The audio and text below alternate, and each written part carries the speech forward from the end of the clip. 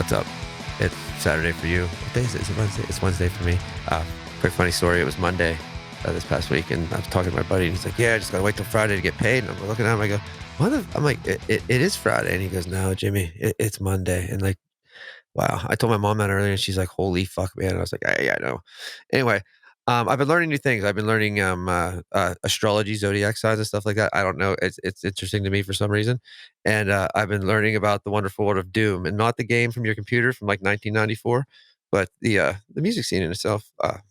But I don't know enough about it to like interview somebody or anything yet. I don't think so. I brought in some backup. If you remember Pat from Monster Riff, here he comes. There he is. Yeah, what's up, man? What's up, man? Thanks for coming on and Yeah, it's saving good to me. see you again. You should have wore a cape this time. Yeah. That would have worked. Superhero. Yeah. All right. So what do we got today? You introduce it, man. You know the fellas. Yeah. So we've got two different separate groups of guests today. We have King Bastard, which is a psychedelic doom band out of Long Island, New York. Super cool band. Their album, It Came From the Void, is a really heavy psychedelic instrumental doom album. They call it like psychedelic filth. And then Did you say Paul, psychedelic filth? psychedelic filth, that kind of That's gives you lovely. like an idea of like the texture that they deliver. And Nice. then Paul from the Cosmic Peddler is also joining. Paul is working with them to put out their vinyl in April, and Paul's the man. The Cosmic Peddler, in my opinion, is the best record store for underground like rock and metal. Paul always has everything you could ever be looking for. And so the Cosmic Peddler has become sort of like the underground's like go-to spot when it comes to finding records, and just like really, really obscure stuff that like your buddy like last week when you were blitzed was like, "Hey man, you got to check out this record." Like Paul's the guy you go to. Cool. Well, let's bring him in. Let's talk to him. Awesome. Gentlemen, Hey, what's up, guys? So, what's up? Hey. how you doing, Paul? What's up, man? Holy shit. There's all records behind you? Fuck yeah, man. This is my little, That's- this is part of my little shop. Dude, that's fucking awesome. I have a little shop here. I got a store in San Antonio too. Are you out of Texas? Yeah, Yeah. yeah, Wow. San Antonio. Nice. I was a Spurs if fan when I you was a want kid. it, Paul has it. That's crazy. The king of the underground, baby. Yeah. Do you do mostly online sales or? No, I do both. So I do a lot of record shows all throughout Texas, Houston, San Antonio, Dallas, and Austin. I do all those record shows. I do some music festivals, like I'll be at Stoner Jam this year, Ripple Fest, and sometimes I'll do some concerts if they're decent enough. Like I'll go set up and sell some stuff there, and then I just opened up about 30 days ago because I lost my store when the pandemic hit, but I just reopened about 90 days ago, and just trying to get that going too. Well, congratulations on reopening. That's cool, man. Oh yeah. Pat, go ahead, talk, man. Yeah, absolutely. So, so let me preface this by saying I personally don't really care for Doom. That's sort of like my dirty little secret, though I've been pretty open about it in the past. What I do like, though, is Doom hybrids. And I think that's what King Bastard brings to the table. And as I was like sending you like notes over like beforehand, like I think that's one of the things King Bastard does really, really well is they're not just like your textbook Doom band. They've so many other influences in there as well. And I think that sound is so complex and so just so intoxicating that the first time I heard the record, I was like, this is super cool. Can you guys talk a little bit about your sound and sort of how you've developed it? Yeah, sure. So, well, it's interesting you mentioned that you're not that big of a Doom fan, because when I met these guys, I wasn't either. So if the drums don't really sound like, Doom inspired, that's because they're not. I'm more of a fan, of like maybe like death metal or even like prog rock. Like Rush is my favorite band of all time. So Rush rolls, man. yeah, hell yeah. So I'll die on that hill. Yeah, hell yeah. So it's interesting because when our bass player Arthur, who's not here today, asked me if I wanted to meet up and play with these guys, I didn't really know what to expect because they told me that it was a jam band, and I was just ready to go play with whatever was going to be, happening. So when we got more serious and we started writing the album down, my past with drums is more like prog stuff or hard rock and death metal. So it's like weird, like we all have different influences, and like I think that really comes through in an interesting way on the album where I'm not really just interested in playing like doom drums, and like I don't think you're really just interested in playing like doom guitar, right? Yeah, I mean, I like, but I know you're, but it's like you're a huge fan, so I didn't mean to offend you. Sorry. No, I also didn't mean to offend. No, for me, it's not all about doom metal. Like, I like all sorts of genres of music. I mean, it can easier list the music I don't like rather than the music I do like. I mean, I listen to every single genre you can imagine, and for the most part, I prefer metal, but it doesn't have to be doom. Like, if I had to pick a favorite band, it would be Opeth, just because I don't know, every second of their fucking songs is like ecstasy. It's just fucking, to me, that is like S tier music. But there's also bands out there that do the same fucking thing for me. They're in completely different genres. When we started playing King Bastard, me and Arthur would just jam in my dorm to covers. Like, we were just fucking around. We actually started jamming. We both had basses, and I used distortion and he played clean, and we would just fuck around with that. And we started kind of like writing our own shit with just like two basses. We're like, oh man, this is so fucking cool. It was kind of stupid, but like, I'm not gonna lie, that sounds stupid. it was. It was fun to fuck around with it. But eventually I play guitar too, and we started jamming to covers, and we both went to Stony Brook University, and what we did was we brought our amps over. There's this place, this outdoor area where all the students hang out, like in between classes and stuff like that. It's called the Stoller Steps. It's kind of like a little park, and we would plug in our amps to like an outlet that they used to plug in like fucking leaf blowers, and we would just start playing like Black Sabbath covers and stuff. No drum or anything, just like fucking around, playing like Sleep. And we're just fucking around, and we're like, man, we need a fucking drummer. So we started thinking, like, how do we get a drummer who likes the same music we do?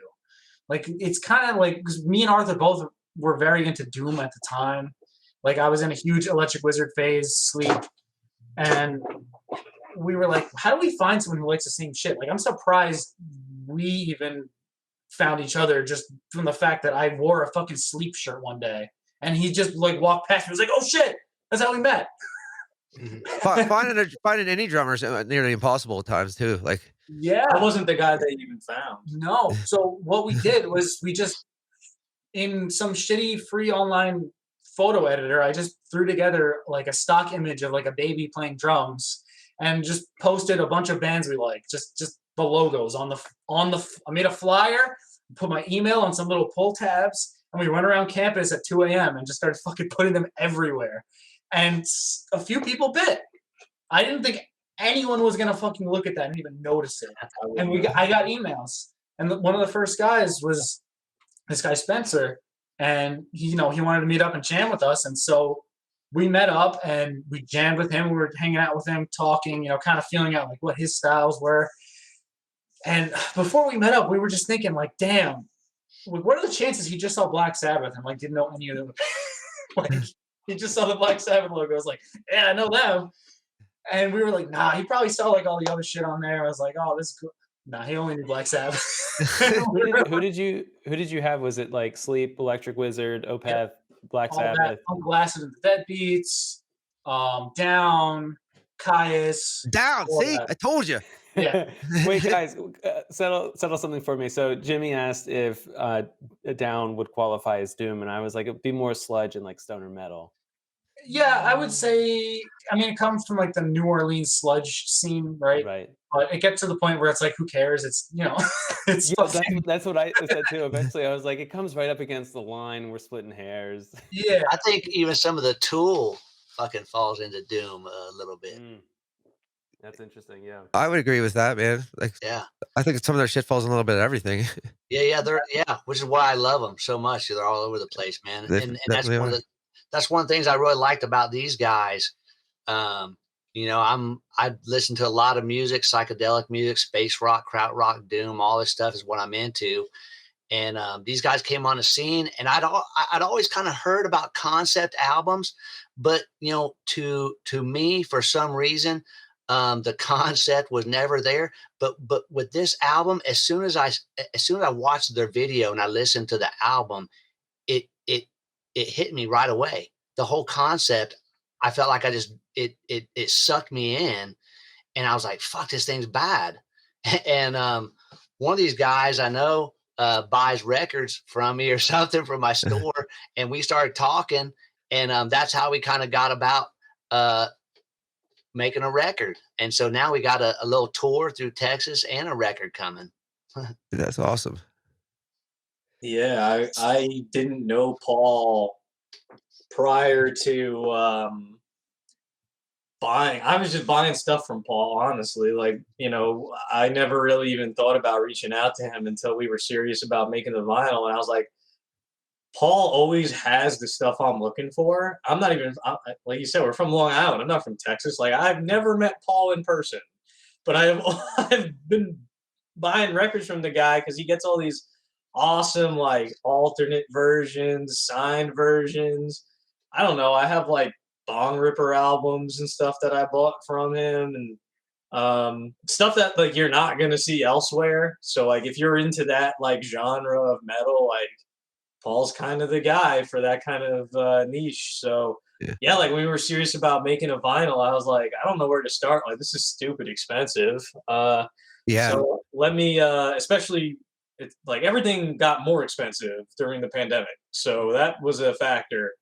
So I just like went into like the customer like text box like on his website, and I was like, listen, man, like I don't know if you're ever gonna like see this, but just hear me out. Like I was like, listen, I think you're gonna dig what we're doing here. Like, just give it a listen. Like, no pressure.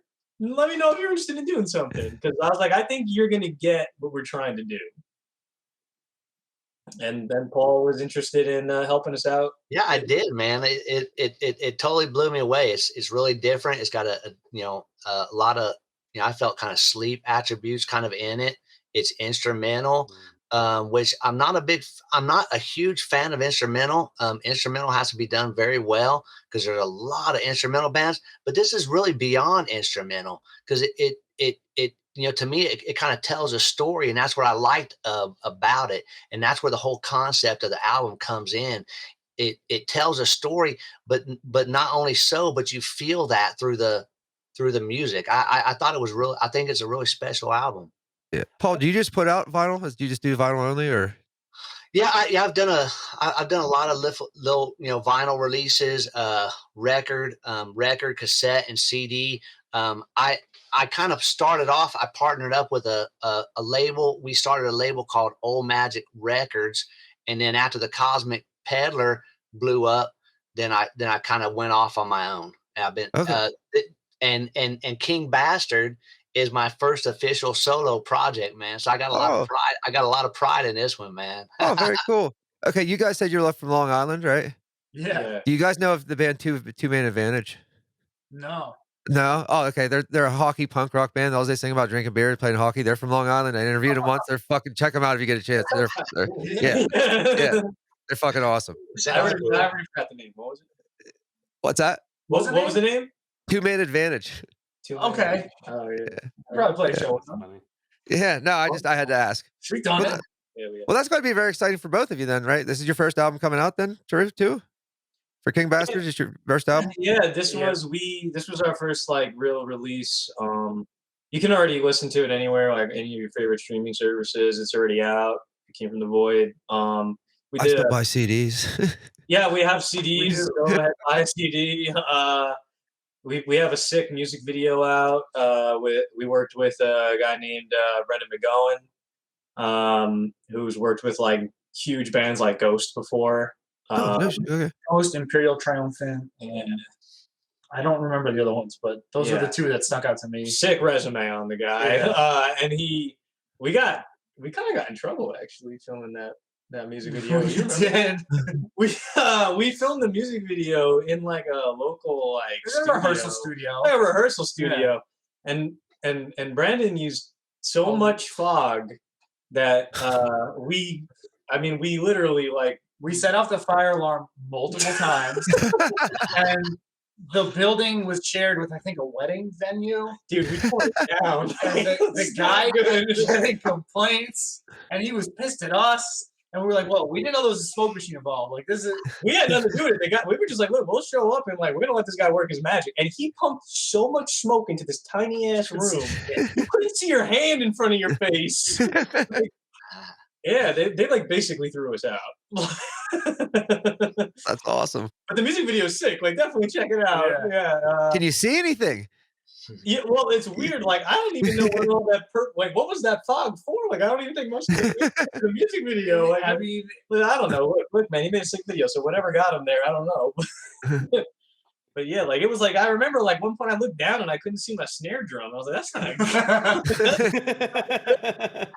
Yeah, and we played the song to the track at two times speed. And I couldn't see shit. He filmed it in slow motion so that when you slow it down, it'll be at normal speed. So when we were playing it and recording it, it was twice as fast. And we're like, we didn't know until we got there. It's like, all right, play the song twice as fast. We're like, what the fuck? Like, okay. The song's already really fast, too. So I'm like, listen, man, I can't see anything. Or you asked me to do this at double speed. Like, I trust you, but it took some trust in the process. Can't see. And it's like, all right, play the song twice as fast. Like, oh, okay. Yeah, that was weird, man. But the music video is sick, so check it out. Yeah, that's awesome. Psychosis in the Vacuum. It's on YouTube. Okay. Yeah, I'll check it out, man. As soon as I'm done here, I'd be honest with you. I've heard of one other thing like that. RKL's drummer Bomber used to make them practice in the dark, like no lights, no nothing, like all the time. Yeah, I mean, it would have come in handy. Yeah, I mean it works. I remember playing out one time and I had to like put all those glow in the dark dots on my bass because like we were playing out and like I couldn't see a fucking thing, man. So I had to put like little glow in the dark stickers to see where I'm at, you know. But they worked. Yeah.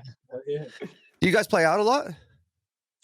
We try to. For the past year, our bass player Arthur, he was actually studying abroad, so we actually spent the time working on writing some new stuff, like virtually. Mm-hmm. But that was like a year long, so it was kind of shitty timing, but it is what it is. Yeah, it was like the worst. Like, so the album came out for us, and then Arthur had to do what he had to do, so he was in Scotland. He went to Scotland, so kind of tough to do shows with the bass player in Scotland. So he was there for a year, and he got back, and we just only recently got back to doing shows out and around here. And now obviously we got one coming up in Albany. When's that? March 11th. March playing 11th. At the Fuse Box in Albany. With who we playing with? Chained to the Bottom of the Ocean. Awesome sludge band. Yeah. So we're doing that, and then we're going obviously down to see Paul, and we're going to do the shows in Texas, and then we're going to come back up here. We're going to do some more shows in the tri-state area up by us. Okay. Yeah. I was going to say I could probably help you get shows in PA if you ever wanted to come this way too. I mean, obviously Pat probably can too, but I know a bunch of venue owners. Yeah, it'd be awesome. Yeah. Back from Texas, that's like the region we're looking to do. Like New York, New Jersey, Pennsylvania, Connecticut. Yeah. Yeah, Jimmy, you're over out in like the York area. I'm right in the middle, man. I'm right outside State College. You're at State College, yeah. Yeah. Okay. And then I'm over in like the Pittsburgh area. But I know all those people in York and everything. Like, you know what I mean? Like, I don't know. I'm actually good friends with them. So, and like the West York Inn, I know they do like a metal whatever one night, and then they do punk rock like the next night every weekend. Okay, cool. Yeah, that venue is fucking awesome, man. Awesome, sick. Yeah. So how long are you gonna be in Texas for? Yeah, not long. 3 days. Yeah, we're doing 4. We're doing 3 shows, right? Yeah, we're doing 3 shows in Texas. So Paul, what are the dates on that? That's so we're doing 5, 6, 7 April. 5 April in Arlington, Texas, at the Division Brewery in Arlington, which is between Fort Worth and Dallas, basically. And then they moved down to we're all going to move down to Austin to a badass venue on 6th Street called Valhalla, which has a lot of history. And that's going to be a Superior show with a lot of cool bands. And that's on the 6th. And then on the 7th, we're going to finish up in my hometown at San Antonio, and it's going to be a First Friday show, which is fucking usually a smasher at the Amp Room. So, and again, a killer freaking lineup all the way through. So this should be a badass little tour. Cool. Is this the first time you guys played out of state? Oh yeah, Yeah. We've just been doing New York, just Long Island, really. Like nothing further than Queens. Yeah. So it's tough. We all work like regular jobs, you know. So I get it. everything we do is like we got to squeeze it in on like, okay, it's either where can we get to Friday night or what are we doing on a Saturday, and anything other than that is like really tough. Like we're making sacrifices at that point. I mean, thankfully April 7th is it's Good Friday, so God bless. I already have off for that. One less vacation day I got to use, but yeah, I've been saving all my days just for touring. Yeah. Now, what's the scene like around like your area? I'm always curious about that. Like, is it big? Is it like? Well, it's very intimate. That's okay. a good word. That's a good PR answer. Well, we have the scene is not necessarily the doom scene, but it's more of just like the bands we know. Uh-huh. So there's this band Pig Farm that we play with all the time. We've played with them since literally our first show ever, and almost every show that we play on the island, they're on it. They play like every weekend at every venue on Long Island you can think of. But it's like kind of like it's like the usual suspects, you know. We kind of run around with like the same bands a lot of the time, which is weird. Yeah, well, a lot of that's like here too. Like there's a lot of hardcore bands and then a lot of punk bands, and like we mash them up together all the time too.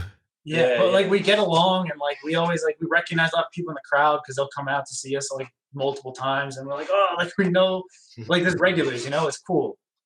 Yeah, that makes you feel good for sure, man. Yeah.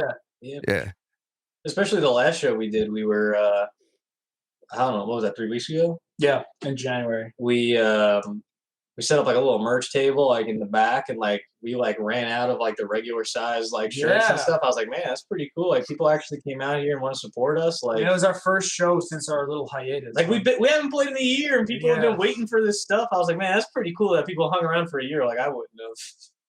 Yeah, man. I gotta say, man, it's been pretty cool because what we did, and we kind of talked about this, is these guys released their album on Bandcamp and all that stuff, and then they had a cassette and CD come out.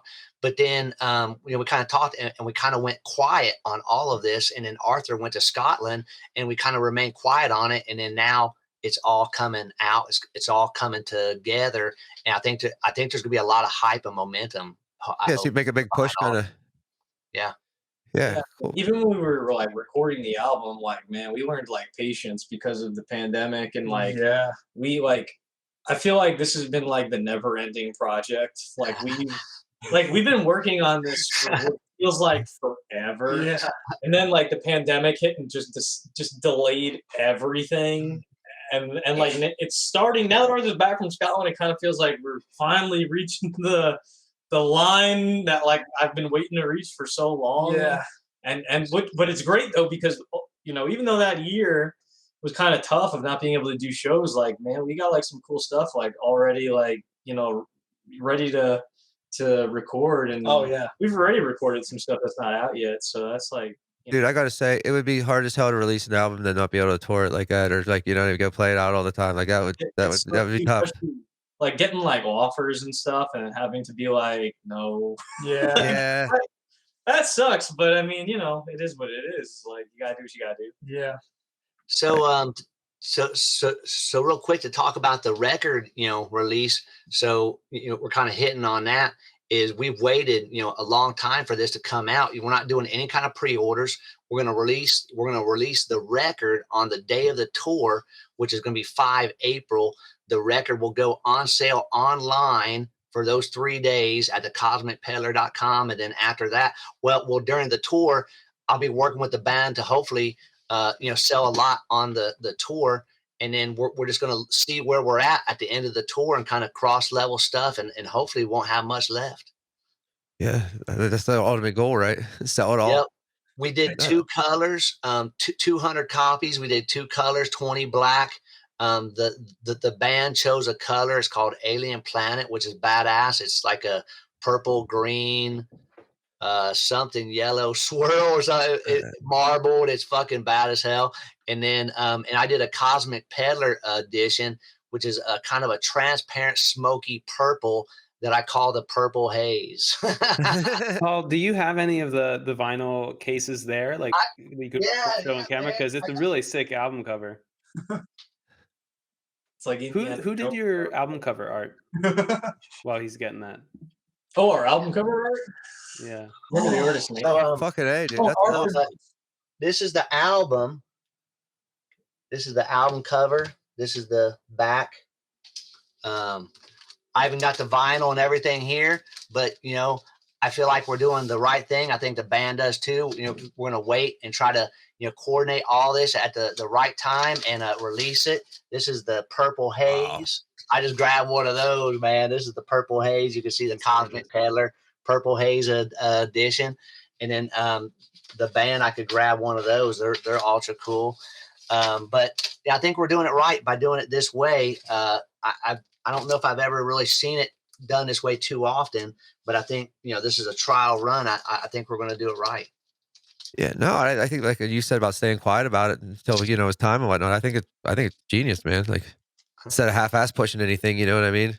Yeah, exactly. Do it all right at one time and hammer it out. And then thanks a lot to Patrick with Monster Riff.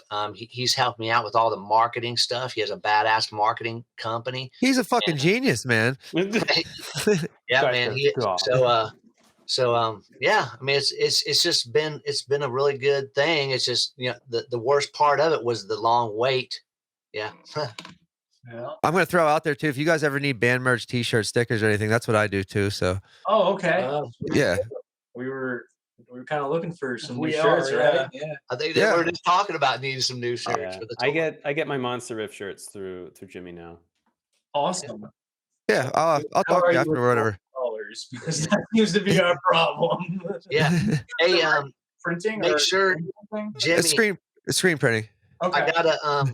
I got a care package for you, my friend. We'll talk about it later when all this is done. Yeah, I wanted to talk to you anyway. All right. So, all right. But Pat, what else you got, man? This is way too late in the conversation for this, but is it worth I know like a lot of what you talk about is like punk, so you get like a lot of punk listeners. Is it worth doing like an ABCs of like Doom, just as to like a really high level, like this is what Doom actually sounds like, so people understand a little bit more like what we're talking about? Yeah. I'm interested too. I mean, I've seen Black Sabbath, and that's about all I got, man. Sure. So yeah, Paul, can I jump in? Well, real quick, man, I want to jump in. So the thing about Doom, see, I've been selling music, man. I sell music. So I talk to a lot of people, and I have people come in my store, also sell online and all that. And one of the big things I see is this real hesitation when people hear the name Doom. And I think they just don't understand what it is, just like Pat was kind of hinting to. And so one of the quick answers, I think we all kind of use this to understand Doom, is if you like Black Sabbath, you'll kind of like Doom. But there is different, I would say, levels or heaviness to Doom. There's like a lighter Doom, which to me is almost like a hard rock. And then there's true Doom, which is like almost these guys in Acid Mammoth, which is much, much heavier. So I'll throw that in there. Yeah, and I'll take like a really roundabout way of getting there. But Brant Bjork was the drummer for Caius, and he said that stoner rock is just what happens when you give a bunch of punk rockers weed. So like stoner rock is just like a beefed up, slightly slower down version of punk.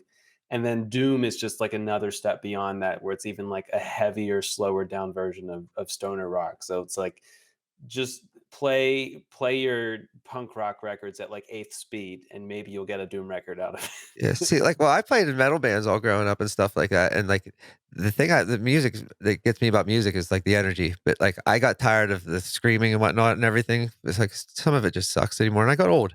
But so that's why it kind of got me into punk, just because I could hear them a little more and it still had that energy to it. But again, I'm old, so. Well, you'll love Doom then, man, because it's just slow and melodic and heavy as hell. And then if you like that, you can go a step beyond and go into like drone metal. And you can listen to bands like Sun, and they'll just play like one note over an entire record, and you'll just be like washed in like a note for 45 minutes. I don't know how I feel about that. It's surprisingly nice. Really? I've seen it live. I like live 30 times. Oh my god, I mean, you got to expect. There's not a lot going on, but it's the only show I've ever been to where they actually give you earplugs. No shit. So fucking like a lot of times you see bands set up a bunch of like a huge stacks in the back, but a lot of them are for show. They don't turn all of them on. Sun turns all of them on. The part of the show is actually feeling your fucking body vibrate, and it's an experience. It's fucking cool.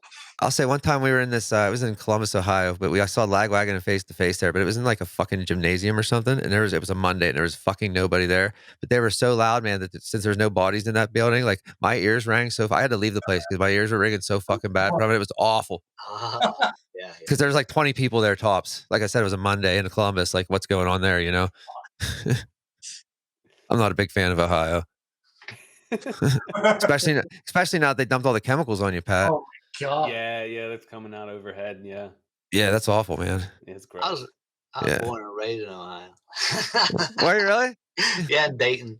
Yeah? Yeah, I was born and raised in Dayton, and then I moved. I moved when I was about 12. I moved to the mountains of Kentucky, and I was raised by my great grandmother, my grandmother, my grandfather back in the mountains in the hills, man. And then I've been all over the world since I left home. I traveled the world all over, man. I've lived in Japan, Korea, all over. See, I know another Paul that also runs a record label or runs, you know what I mean, same type thing you do. And he's been all over the place too. He actually still has a record or a band in Germany that he just goes over to and plays a couple tours and then just comes back. Yeah. So it's got to be the name Paul, man. You guys are travelers. Well, I think there's something associated with the Chinese sign of the tiger with Paul. It's the eye of the tiger is what it is. Hell yeah. Well, we made it here. Is there anything else you want to get out, Pat? I think just to sort of emphasize, April 5th, the tour starts, the record goes on sale, and then whatever's left over, as I understand it, will then be available on Bandcamp. But I think it'll go really, really hot. The reviews that came in on the first round were very, very flattering. I saw at least one person say like it was a January release initially, and there was at least one person that was like, when they reviewed it in that January, they were like, if this came out last month, it easily would have been a top 10 album of the year for the scene. So I think it's going to go pretty fast, and it is like a really, really cool record. So those are my final thoughts. All right. So where can we find King Bastard on the internet? Everywhere. Everywhere you can find any music. We're on all social media. It's pretty much at King Bastard the band on everything. Okay. And any streaming service, we're on it. Okay. Good deal. And the Cosmic Peddlers, where do we find it? www.thecosmicpeddler.com. Dude, you just type the Cosmic Peddler into Google and you're freaking good, man. You'll get all the goodies. Cool. Listen, I appreciate you guys coming on. It was really nice to meet you guys. Like this was cool. Yeah. And like I said, I will email both of you after this is over too. And we'll talk or whatever. But Pat, thanks for fucking guiding me along as always. Yeah, absolutely. I got your back, man. Yeah, for sure. But we'll do it again and we'll keep me posted. I'll talk to you guys though. Thank you, guys. Yeah. Right, thank you very much, everybody. guys. All right, take care. All right, bye. Waiting on you, Pat. Got him. Anyway, that was cool. Always cool to meet new people, learn new things. I'm actually kind of intrigued. That vinyl looked incredible, and the guys were really cool. So, and that's the big thing for me lately is like, the band might be good, but if they're a bunch of douchebags, like, but everybody seems cool. So we're gonna give it a whirl. King Bastard, Cosmic Peddler, and Monster Riff. Check them out. I'll have the links in the socials. Watch this, Nick. If you would, please like, subscribe, and share. See, I did it. That's the first time in 53 episodes that I asked somebody to do that. So there we go. Anyway, you know the drill. Buy the ticket, take the ride. We'll see you next time.